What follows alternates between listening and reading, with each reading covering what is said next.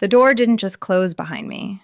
It sealed, a heavy thud that locked out the base of the club downstairs and locked me in with 3 men who looked like they carved statues for a living. The air in here was different, pressurized, smelling of gun oil and expensive cologne. I wasn't just in an office. I was in the heart of the beast, uninvited, unarmed, and desperate. My sister's name burned on my tongue like a curse. But before I could speak, the mahogany double doors behind the massive desk swung open. The temperature in the room dropped 10 degrees. The men stiffened, heads bowing slightly. She was here. Vittoria Rossi didn't walk. She glided, a shark in a tailored charcoal suit that cost more than my entire education. Her office reflected her, steel, glass, and a view of the city that made the people down below look like ants. It was a space of architectural precision, cold and unforgiving, smelling faintly of dark roast espresso and the kind of leather that never cracks. She ignored me completely at first, walking to her desk with a terrifying calm, placing a single file down with geometric precision. The largest bodyguard, a man with a neck the size of a tree trunk and a scar running through his eyebrow, stepped toward me. His hand was heavy on my shoulder, a warning squeeze that bruised. "We found her sneaking through the service elevator, boss. Want us to leave us," she said. Her voice was low, smooth, like velvet wrapped around a razor blade. She didn't even look up from her papers. The guard hesitated, his grip tightening. "Boss, she's unverified. She could be wired. She could be—" Vittoria finally looked up. Her eyes were dark, intelligent, and absolutely devoid of mercy. They were the eyes of a woman who had buried her conscience years ago to survive in a world of wolves. "Did I stutter, Marco? Or has the air down here affected your hearing?" The men evaporated. That's the only word for it. They didn't just leave. They vanished, closing the heavy doors with a soft click that sounded louder than a gunshot in the sudden quiet. Now it was just us.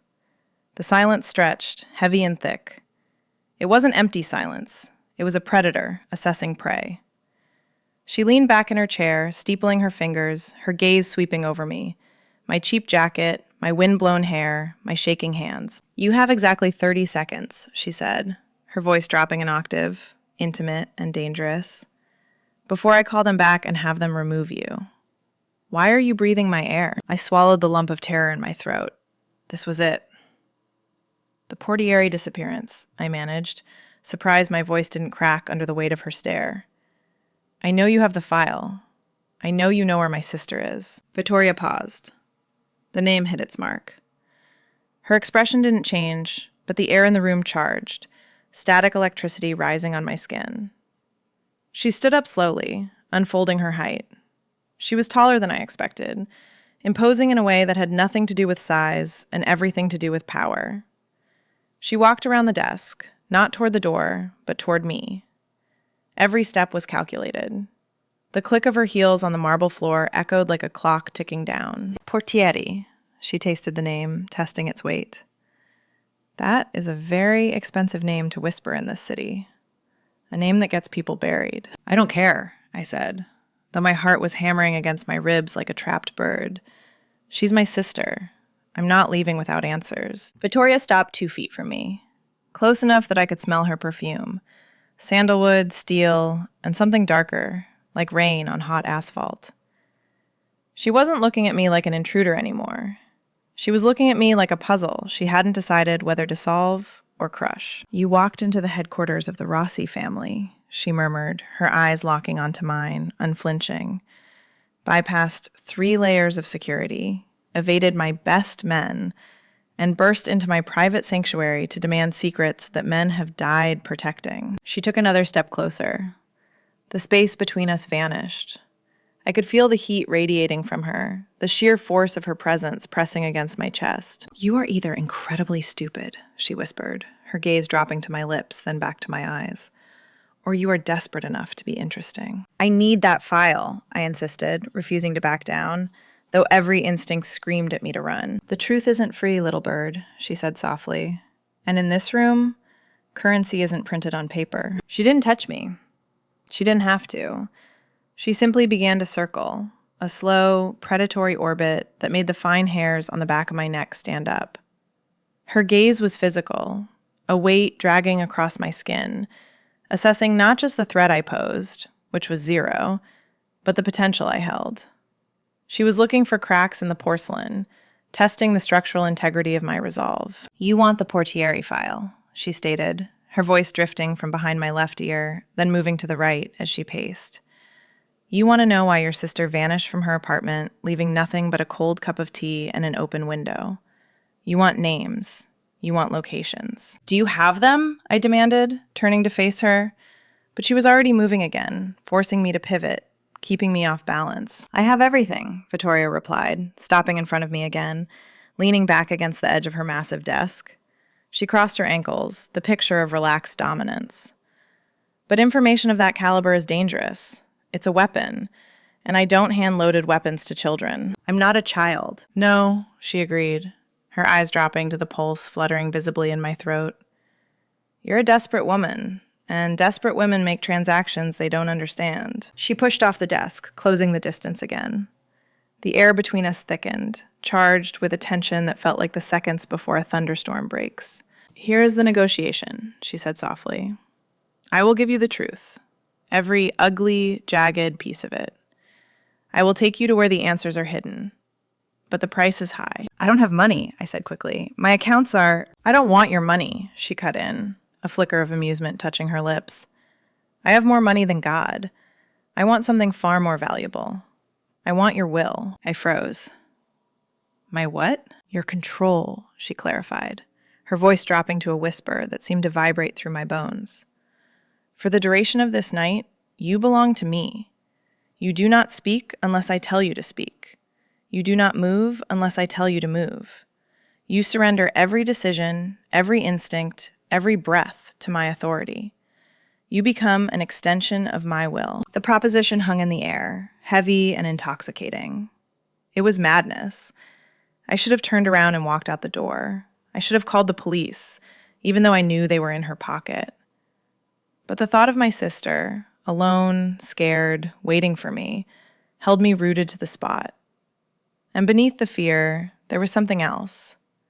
A dark, treacherous curiosity. A pull toward the abyss of her eyes. "Why?" I whispered.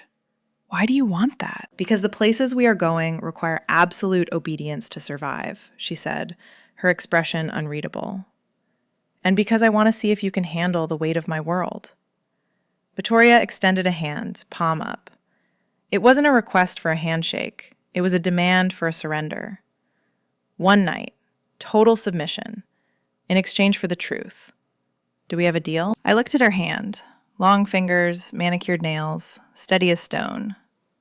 Then I looked at her face. There was no deception there, only a brutal, terrifying honesty. If I walked away, I would never know what happened to my sister. If I took her hand, I was stepping off a cliff. My heart hammered a frantic rhythm against my ribs, a war drum of warning. But the need to know was stronger than the need to be safe. "Deal," I breathed. "Say it," she commanded, her eyes narrowing slightly. "Give it to me." I took a breath, the air tasting of her expensive perfume and my own fear. "I give you control. For tonight." I placed my hand in hers. Her fingers closed around mine, cool and firm, a steel trap snapping shut. The atmosphere in the room shifted instantly, the pressure dropping, the world narrowing down to the point of contact between our skin. "Good," she murmured, pulling me a fraction of an inch closer. "Then the negotiation is concluded." The first command came before the echo of my agreement had even faded. "Stand still." It wasn't a shout. It was a calibration. A test to see if the software of my obedience was installed correctly. I froze. My instincts screamed at me to run, to fight, to do anything other than turn myself into a statue in the center of a predator's den. But I forced my feet to root into the plush, expensive rug. This was the price. I had bought the ticket. Now I had to take the ride. Vittoria didn't step back to admire her acquisition. She stepped in. The air between us, already thin, evaporated entirely until the only thing I could breathe was her. She circled me slowly, her eyes scanning the fabric of my jacket, the fit of my jeans, looking for bulges that didn't belong to the human form. "Arms out," she murmured.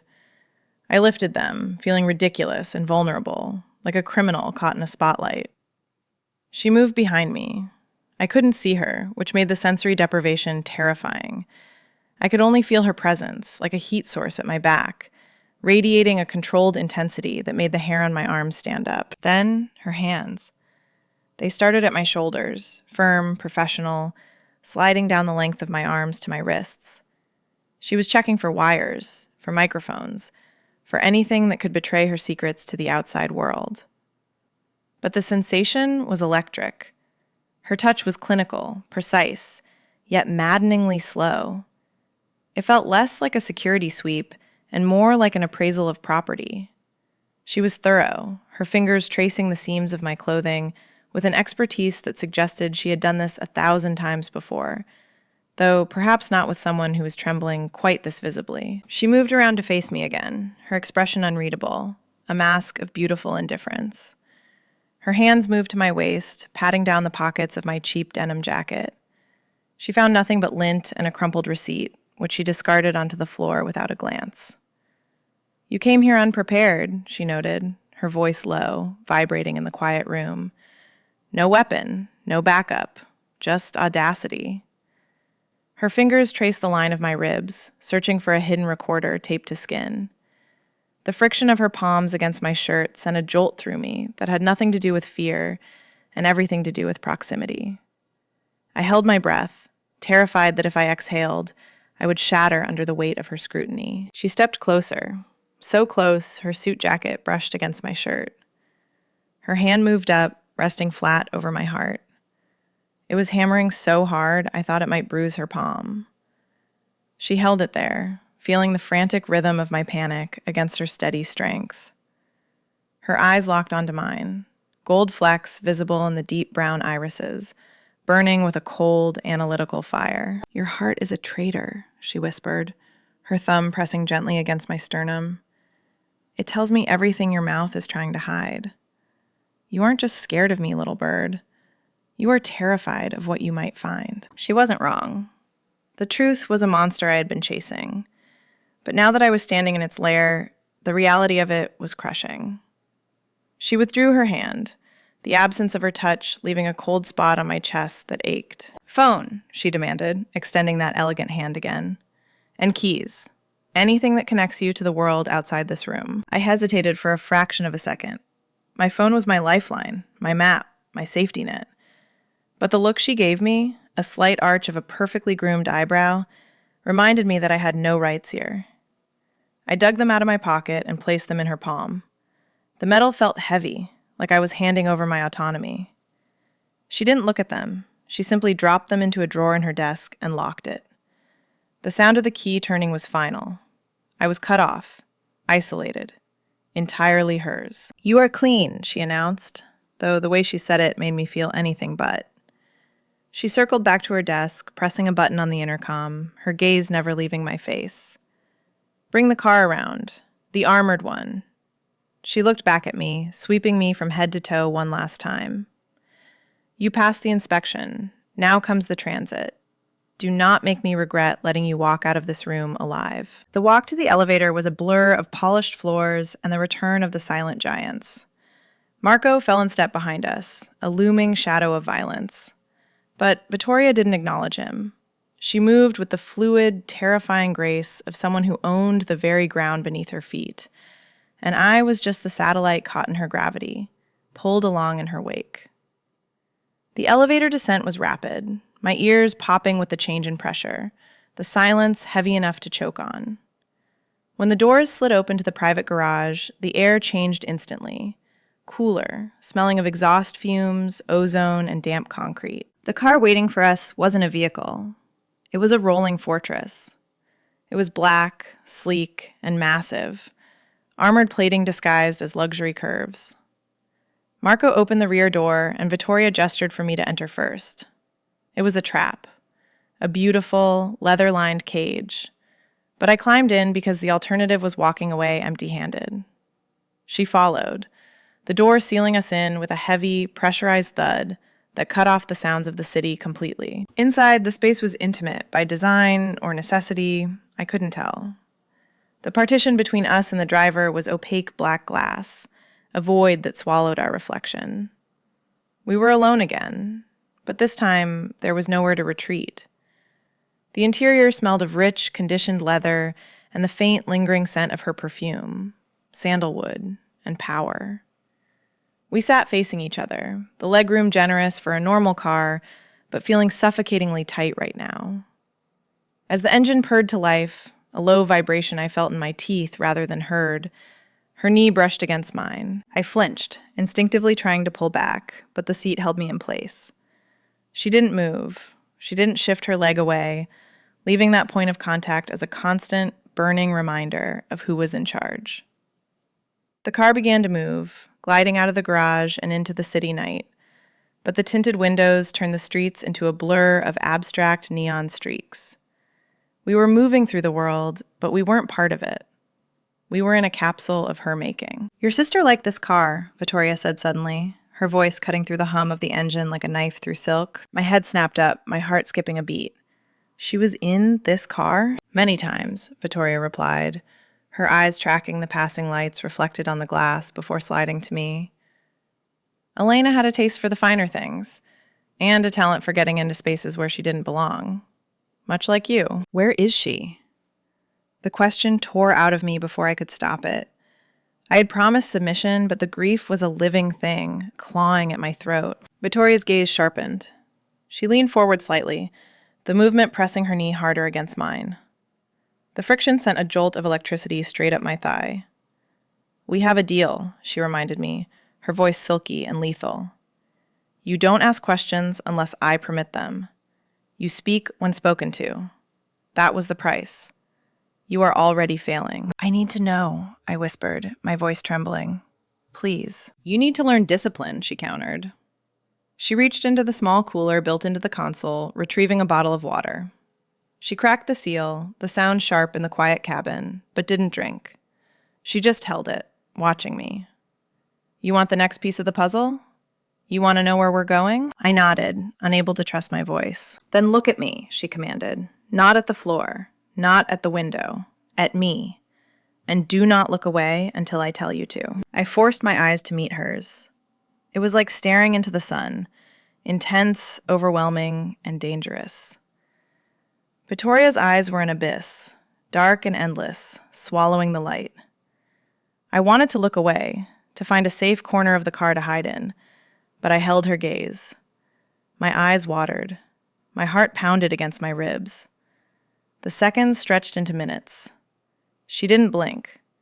She just watched me unravel, dissecting my fear, drinking in my vulnerability. It was an intimacy more profound than touch, a stripping away of my defenses until I felt naked before her. "Good," she finally whispered, the word a caress that made me shiver. "We are going to the vault. It's where I keep my most valuable assets. And tonight, that includes you." The car slowed, the momentum shifting, and the heavy feeling of arrival settled in my stomach. We had stopped, but I knew the journey was only just beginning. The door to the armored car swung open, but instead of the damp chill of a parking garage or the sterile silence of a safe house, we were hit by a wall of sound and light. The vault wasn't a storage facility. It was a subterranean cathedral of vice disguised as high culture, an underground gallery carved into the bedrock of the city where the air tasted of champagne, ozone, and moral decay. Before my feet could touch the red carpet rolled out over the concrete, Vittoria's hand shot out, gripping my wrist. It wasn't painful, but it was absolute. She pulled me back into the shadows of the car's interior for one final second, her face inches from mine. The lighting from the venue outside cast her in silhouette, turning her into a creature of sharp angles and dangerous curves. "Listen to me closely," she whispered, her voice a low hum that vibrated against my skin. "Out there, you are not a detective. You are not a sister looking for a ghost. You are mine. You do not speak to anyone. You do not accept a drink unless I hand it to you. You stand by my side, silent and decorative, a possession I have chosen to display. If you speak, if you step out of my shadow, the deal is void, and I leave you to the wolves. Do you understand? The humiliation of the instruction should have burned, but under her intense gaze, it felt strangely grounding. In a room full of predators, being claimed by the apex predator was the only safety I had. I understand, I breathed. Good. She released my wrist, smoothed the lapel of her jacket, and stepped out. I followed, my legs shaking, into the lion's den. The gallery was a cavernous industrial space, softened by velvet drapes and abstract art that looked like violent splashes of crimson on canvas. The crowd was a sea of tuxedos and backless gowns, a gathering of the city's untouchables, politicians, arms dealers, and heavy hitters who moved with the easy arrogance of people who own the police force. The moment we entered, the atmosphere shifted. Conversations faltered. Heads turned. The air pressure in the room seemed to drop as Vittoria Rossi made her presence known. She didn't look at them. She looked straight ahead, cutting a path through the crowd like an icebreaker ship moving through a frozen sea.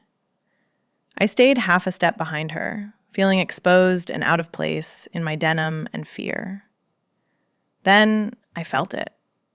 Her hand settled on the small of my back. It was a point of searing heat through the thin fabric of my shirt, a firm, unyielding weight that guided me. It was possessive, yes, a brand that told every pair of hungry eyes in the room that I was spoken for. But it was also protective. It was an anchor. Without that hand, I think I would have floated away on the tide of panic rising in my throat. With it, I was tethered to her strength. She steered me through the throng, her fingers splaying slightly, pressing me closer to her side whenever someone drifted too near. We stopped near a sculpture made of twisted steel. A man in a velvet tuxedo, holding a crystal tumbler of amber liquid, detached himself from a group and approached us. He had the oily charm of a snake oil salesman, and eyes that lingered too long on my chest before flicking to Vittoria. "Vittoria," he purred, his smile not reaching his eyes. "I didn't think you'd grace us with your presence tonight. And you've brought a stray?" Vittoria didn't stiffen. She relaxed, which was infinitely more terrifying. She took a sip of the champagne a waiter had just materialized to offer her, then looked the man up and down with the clinical detachment of a coroner examining a corpse. "Councilman," she said, her voice smooth and pleasant, sharp enough to draw blood. "I see you're drinking the top-shelf scotch. I suppose you should enjoy it while you can, considering the audit committee is reviewing your offshore accounts on Monday morning." The man's smile vanished instantly, replaced by a pallor that looked sickly under the gallery lights.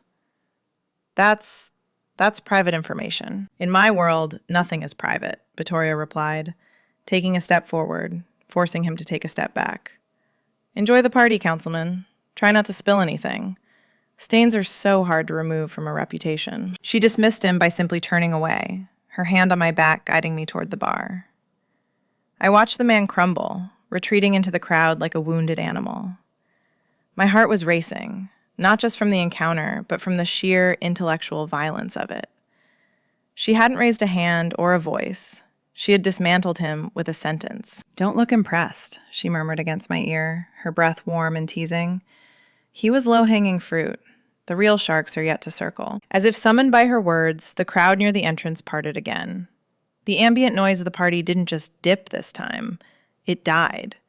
A tension, sharp and metallic, flooded the space, overriding the perfume and the music. Vittoria's hand on my back tightened, her fingers digging in just enough to bruise. "Stay close," she whispered, her body shifting subtly to shield mine. The weather just changed. I looked up to see a man walking toward us. He was smiling, but it was the kind of smile you see on a skull. And he was looking right at me. The silence that fell over the room wasn't just quiet. It was the vacuum before an explosion. The man who approached us didn't walk like the politicians or the businessmen. He walked like he owned the pavement and everyone standing on it. Dante Russo. Even I knew the name. He was the blunt instrument to Vittoria's scalpel, a man who solved problems with fire rather than finesse. He stopped 3 feet away, ignoring Vittoria completely. His eyes, pale and watery like diluted gin, fixed on me. They crawled over my skin, leaving a trail of slime that made me want to shower.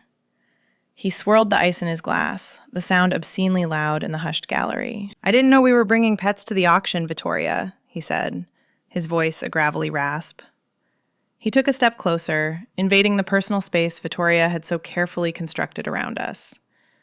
"She looks fragile, a little soft for your usual tastes." I felt my breath hitch. My instinct was to step back, to retreat, but Vittoria's hand on my spine became a wall. She wouldn't let me retreat. She wouldn't let me show weakness. "She is none of your concern, Dante," Vittoria said. Her tone had changed. The smooth, velvety mockery she'd used on the councilman was gone. In its place was a cold, metallic hardness. 0 Kelvin. Russo laughed, a wet, unpleasant sound. "Everything in this room is my concern, especially the things that don't belong." He reached out, his hand moving toward my face. His fingers were thick, adorned with heavy gold rings. "Let's see what she's worth." I flinched. I couldn't help it. The movement triggered something in Vittoria. The shift was instantaneous and terrifying. One moment, she was a statue of icy composure. The next, she was a wildfire. She didn't just step between us. She eclipsed him. She moved with a speed that blurred the edges of my vision, placing her body directly in the line of fire, shielding me completely from his view. She didn't touch him. She didn't have to. She simply occupied the space he wanted, forcing him to halt or collide with her. And nobody collided with Vittoria Rossi and survived. "If your hand gets 1 inch closer," she said, her voice dropping to a whisper that carried across the silent room like a gunshot, "I will remove it at the wrist, right here, in front of your investors, in front of your wife." Russo's hand froze in midair. The smile dropped from his face, replaced by a flush of genuine anger. "You're threatening me over a stray, Vittoria? That's bad business." "This isn't business," she hissed, stepping into his personal space until he was forced to rock back on his heels. "This is a boundary. You do not speak to her. You do not look at her. You do not breathe the same air she breathes. She is not an asset, Dante. She is mine. And I protect what is mine with a level of violence you cannot afford to provoke." The word hung in the air. Mine. It wasn't said with the possessiveness of a collector. It was said with the ferocity of a guardian. My heart, which had been hammering against my ribs in terror, suddenly skipped a beat. The adrenaline that flooded my system wasn't fear anymore. It was something sharper, hotter. I stared at the back of her neck, the elegant sweep of her dark hair, the tension in her shoulders. She was standing between me and a monster, not because I was useful, but because she had decided that no one else was allowed to hurt me. Russo stared at her for a long, tense moment. The gallery held its collective breath. Then, slowly, he lowered his hand. He sneered, trying to salvage his pride. "She's not worth the war, Vittoria." "Then walk away," she commanded, "before I decide you aren't worth the peace." He turned and vanished into the crowd. The moment he was gone, the tension in Vittoria's frame didn't dissipate. It vibrated. She turned to me, her eyes scanning my face, checking for damage I hadn't even sustained. Her pupils were blown wide, black holes swallowing the gold flecks. "We are leaving," she stated, her voice rough. "Now." She didn't guide me this time. She gripped my hand, interlacing our fingers with a force that bordered on painful, and pulled me toward the exit. We moved through the crowd like a single entity, leaving the champagne and the art and the danger behind, but carrying the electricity of that moment with us. The air outside felt different now, not colder, but clearer. And as the heavy doors of the gallery swung shut behind us, cutting off the eyes of the wolves, I realized my hand was still trembling. But hers was steady, rock steady, and she wasn't letting go. The drive was a silent blur of neon and rain-slick streets, the armored car cutting through traffic with the immunity of a diplomatic convoy. We didn't speak. Vittoria's hand had released mine the moment the car door closed, but the phantom pressure of her fingers lingered, burning against my skin. When the car finally stopped, it wasn't at the office building where this nightmare began, nor was it at a warehouse or a dungeon. We were at the base of a needle-thin spire of glass that pierced the skyline, a residential tower that screamed exclusivity and isolation. The elevator ride was a study in vertigo. the numbers climbing higher and higher until my ears popped. When the doors slid open, we stepped directly into a sanctuary of shadows. Vittoria's penthouse was less a home and more a fortress of solitude suspended in the clouds. Floor-to-ceiling windows wrapped around the space, offering a panoramic view of the city sprawling below like a circuit board of gold and darkness. The furniture was sparse, modern, and terrifyingly white. It was beautiful, cold, and completely silent. "Wait here," she commanded, her voice echoing slightly in the vast room. She walked to the wall panel, pressing a sequence of buttons. The heavy steel doors of the elevator locked with a definitive thud, and a red light blinked on the console. The guards were gone, Marco was gone, the world was gone. It was just the two of us, suspended in this glass cage above the chaos. Vittoria moved to a crystal decanter on a side table, the ritual of pouring a drink serving as a break to the night's frenetic pacing. The clink of glass on glass was the only sound. She poured 2 fingers of amber liquid, took a slow sip, and closed her eyes for a brief second. It was the first crack in her armor I had seen, a momentary exhale of the immense pressure she carried. Then, the mask was back in place. She turned, extending the glass toward me. "Drink," she said. "It will stop the shaking." I hadn't realized I was shaking until I reached for the glass. My hand trembled so violently that the liquid sloshed against the rim. I took a sip. It burned going down, a smoky fire that settled in my stomach and warred with the nausea of adrenaline withdrawal. "Sit," she ordered, gesturing to the white leather sofa that looked like it had never been sat on. I obeyed, my legs suddenly feeling like lead. The exhaustion hit me all at once, a physical blow that made my bones ache. I sank into the leather, clutching the glass like a talisman. Vittoria didn't sit. She paced to the window, looking out at the city she ruled, her silhouette framed by the distant lights of the bridges. "Why?" I asked, my voice sounding small in the cavernous room. "Back there, with Russo. You didn't have to do that. You could have let him touch you?" She turned, her profile sharp against the glass. "Is that what you think I am? A broker who trades flesh for favors?" "You said I was payment," I countered, emboldened by the whiskey or the fatigue. "You said I belonged to you for the night. Usually that means..." "It means you are under my protection," she cut in, her voice dropping to that dangerous low register. She walked toward me, stopping just out of reach. "You think control is a game I play for amusement? A way to flex power? You are mistaken. In my world, control is the only thing that keeps the monsters at bay. If I do not own the room, I do not survive the room. If I do not own you, I cannot keep you safe." She looked down at me, her expression softening into something that wasn't quite kindness, but was no longer cruelty. "Dante Russo breaks things he doesn't understand. I don't let him break my things." "Is that all I am?" I whispered.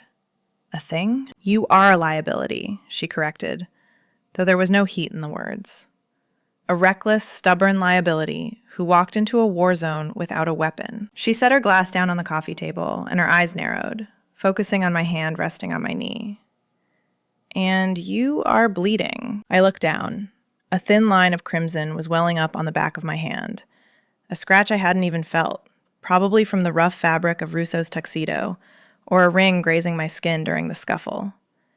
It was minor, nothing more than a paper cut, but Vittoria stared at it as if it were a mortal wound. "Stay there," she commanded, the authority in her voice shifting from imperious to urgent. She turned and walked toward a hallway, her heels silent on the plush rug. "Do not move." I sat there, the burning taste of whiskey in my mouth, watching the most dangerous woman in the city fetch a first aid kit for a scratch she had practically invited. The realization settled over me slowly, heavier than the exhaustion. She hadn't taken control to hurt me. She had taken it because she believed she was the only one strong enough to carry it. She returned with a sleek metal box. No plastic drugstore kits for Vittoria Rossi.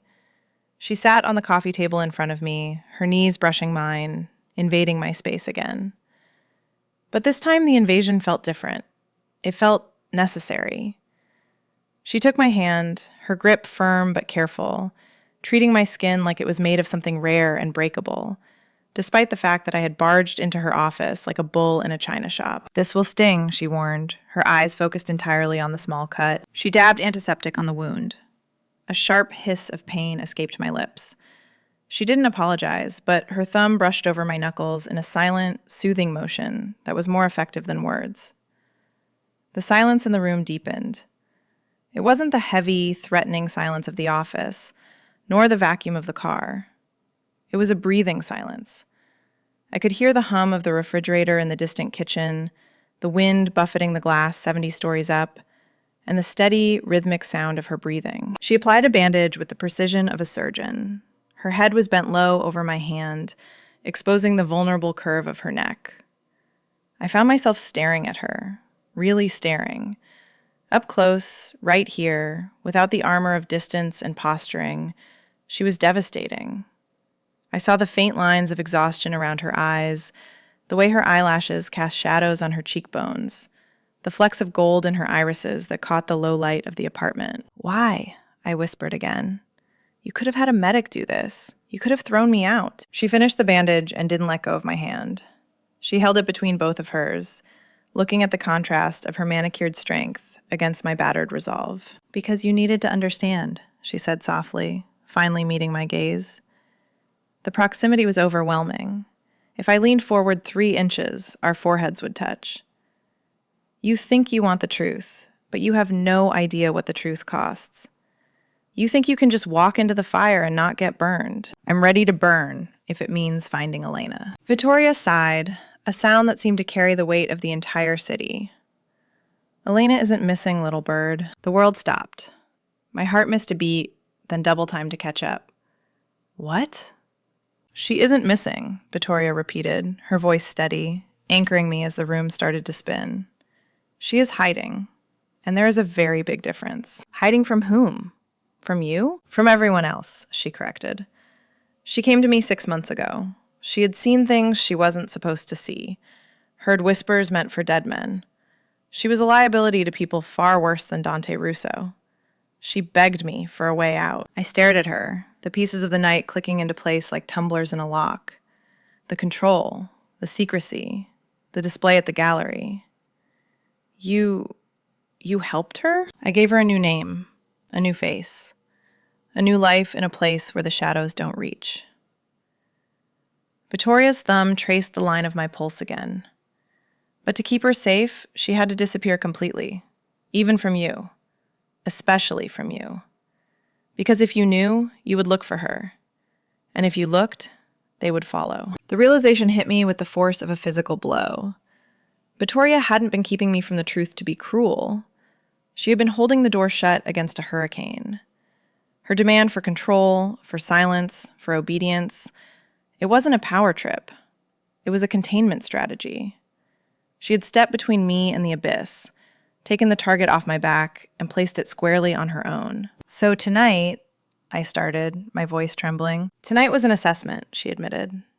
"I needed to see if you had the strength to carry the burden of her absence, if you could walk through the fire without screaming. And you are stronger than you look." She released my hand slowly, the loss of contact leaving me cold. She reached into her jacket pocket, the one closest to her heart, and pulled out a slender black flash drive and a single photograph. She placed them on the glass table between us. "The file," she said then. "Everything is there. Where she is, who she is now. But know this. If you open it, you become part of the conspiracy. You become a keeper of the secret.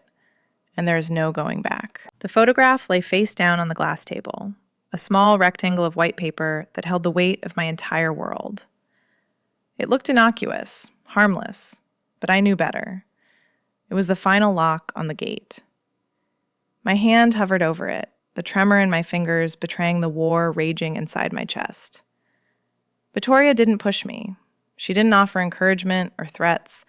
She simply waited, stillness personified, allowing me the dignity of my own hesitation. She knew, perhaps better than anyone, that once you look at the truth, you can never unsee it. You can never go back to the comfort of not knowing. I flipped the photo. It wasn't a mugshot. It wasn't a surveillance photo taken from a rainy alleyway. It was a candid shot, bright and saturated with sunlight. Elena was sitting at a cafe table, her face turned toward the sun, eyes closed, a small, serene smile playing on her lips.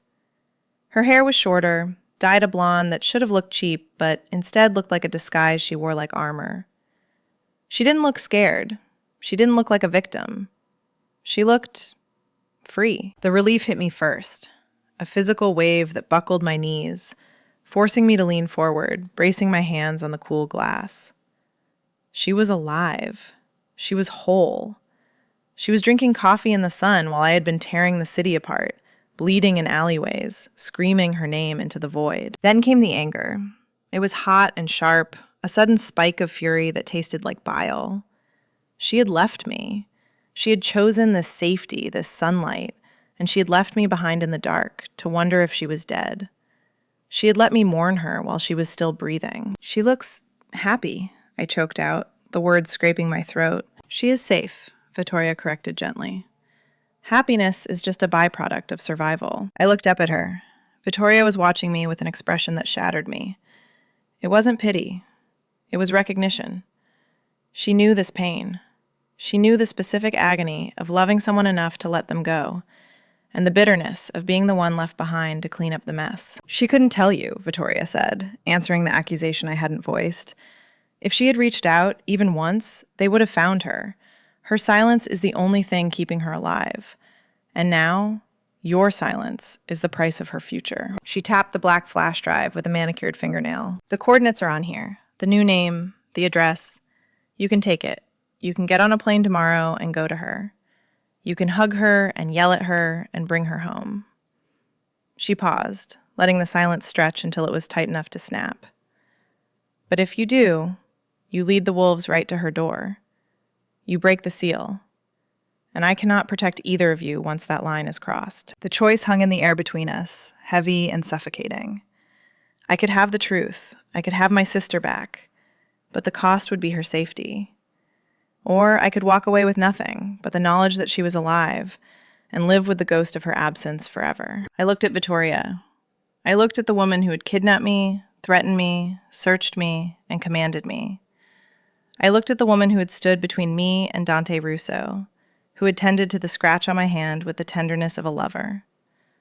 And suddenly, I understood. The control wasn't a weapon. It wasn't a power play. It was a cage, yes, but it was a shark cage. She hadn't demanded my submission to humiliate me. She had demanded it to keep me from swimming out into open water, where I would be eaten alive. She had built a wall of authority around me because I was too reckless to build one for myself. She had taken the burden of the secret that was crushing me and carried it herself, waiting for the moment I was strong enough to share the weight. You saved her, I whispered. You saved her from them. I did what was necessary, Vittoria replied, her gaze unflinching. And now, you must do the same. I looked down at the photo of Elena one last time. I memorized the curve of her smile, the way the sunlight hit her hair, the peace in her posture. I etched it into my mind, replacing the nightmares of the last 6 months. Then, with a hand that was finally, miraculously steady, I turned the photo face down. I didn't pick up the flash drive. I didn't reach for the coordinates. I pushed the file across the glass table, sliding it back toward the woman who held the keys to the kingdom. Keep it, I said, my voice clear in the quiet room. I don't want to know where she is. Vittoria's eyes widened slightly, a flicker of surprise breaking through her composure. You are walking away from the answer? No, I said, standing up. I'm accepting the answer. She's safe. That's all I needed to know. If I go to her, I destroy that safety. I won't be the reason she loses that sunlight. I took a breath, the air in the penthouse tasting of ozone and clarity. I choose her life over my need to see her. I closed the file folder with a soft, final thap. The sound was the closing of a door, the end of a chapter, and the sealing of a pact. Vittoria didn't move immediately. She stared at the closed file folder, her expression unreadable, calculating the shift in the room's atmosphere. For the first time all night, the air wasn't charged with threat or dominance. It was heavy with a stunned, vibrating silence. She reached out, her hand hovering over the cardboard for a fraction of a second before she picked it up. She didn't open it. She simply walked to the wall safe, hidden behind a minimalist abstract painting, keyed in a code, and locked the secret of my sister's life away in the dark. When the safe clicked shut, the sound was final. The transaction was complete. "You upheld your end of the bargain," Vittoria said, turning back to face me. Her voice was devoid of the sharp, commanding edge she had wielded like a weapon in the office. It was quieter now, stripped of the performance. "The door is unlocked. The guards have standing orders to let you pass.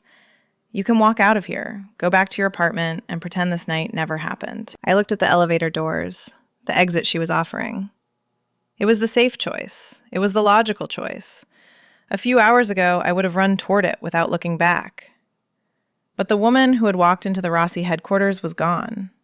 She had been dismantled in the back of an armored car, rebuilt in the tension of a gallery, and forged in the fire of this impossible choice. I looked at my hands, steady now, and then I looked at her. "I can't go back," I said. The truth of it tasted like smoke and iron. "You showed me the world behind the curtain, Vittoria. You can't expect me to go back to the audience and just watch the play." Vittoria crossed the room, the distance between us closing not with the predatory stalk of the office, but with a magnetic, inevitable pull. She stopped a foot away, close enough that I could see the faint pulse at the base of her throat. "This life isn't a tourist destination," she warned, though her eyes were searching mine with an intensity that bordered on hunger. "It is dangerous. It is lonely. It requires a specific kind of madness to survive. I walked into your office unarmed and demanded answers from the most dangerous woman in the city," I countered, holding her gaze, refusing to blink.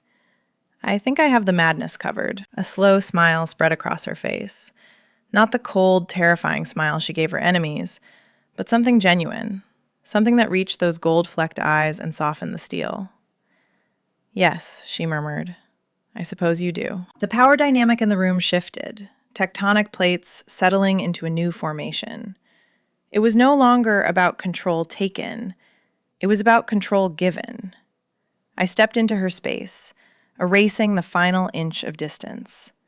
The air thickened, electric and sultry, charged with the adrenaline of survival and the sudden, overwhelming awareness of her body against mine. She didn't retreat.